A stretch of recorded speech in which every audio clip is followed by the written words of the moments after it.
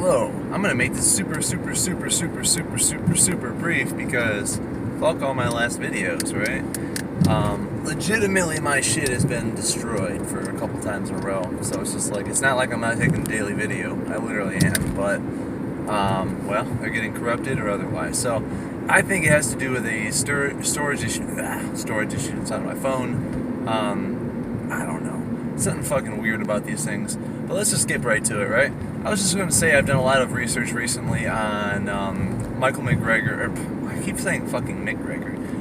Michael Greger's work and a lot of stuff with Stephen Gundry. Matter of fact, I've been focused mainly on him and reading all of his books. So, Stephen Gundry, for those of you who aren't really familiar with him, he's not like 100% like a vegan guy or something like that. He's simply talking about the negative aspects of plants, such as these things called lectins, which are a protein. They're very big molecules that get stuck on the inner lining of the intestinal tract, and they essentially pry open holes to allow what he refers to as LPS, and he refers to them as little pieces of shit, but they're essentially little bacteria chunks that get like infiltrate inside of the gut lining and bring a lot of course problems.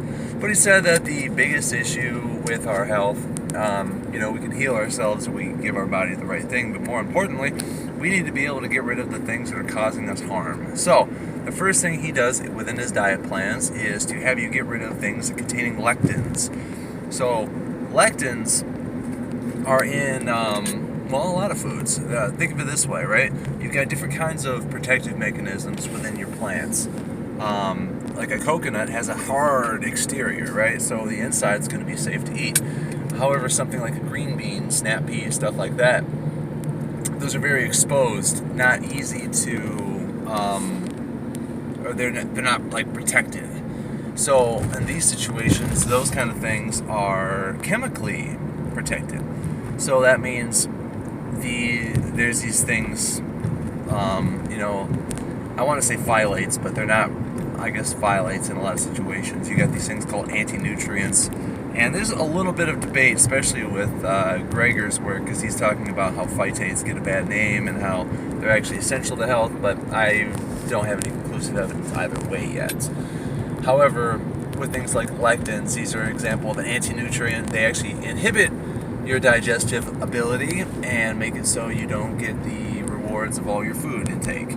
And you're going to find them in a lot of things that you wouldn't typically have a hard exterior. So he said, none of the nightshade plants, keep in mind, it's not always for the reason specifically on lectins, because there are, I should say it's for lectins, but some of them are just highly inflammatory, so he doesn't have you do it for different reasons.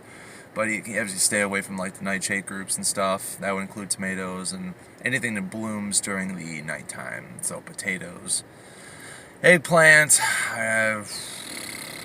He wants to reinfer that you should only eat fruit seasonally, and that things like cucumbers are indeed fruit because they have seeds. Bell peppers are in fact fruits because they have seeds. So not to like overdo that, right? And plus they also have lectins. Now, Greger's work doesn't necessarily agree with everything that he's saying, but I don't think anyone has a one-all, be-all. Matter of fact, there's another guy, his name, Dr. Saladino. He's a complete carnivore, and he's got a carnivorous diet. But one of the things that sticks, they all got these cool arguments and stuff, but one of the best things between all of them is this idea that they all agree no processed foods, all agree on certain groups like your run-of-the-mill eggs, your run-of-the-mill milk, the kind of shit that you see is pasteurized, super bullshit stuff. Well, you want to avoid that, right? Because even the carnivores are eating highly unprocessed meat. So high quality meat, that's what we're talking about. But I don't want to go past too much right here because I don't want this video to get fucked up like it did yesterday, because I had a 12-minute video and it turned out like shit. Well, I mean, it turned out great, but it was shitty because it got fucked up. So I'm going to call that a day right now. And if you're not super familiar, go out and check out Stephen Gundry's work. He's got a book called Plant Paradox, Longevity Paradox, Bitter is Better.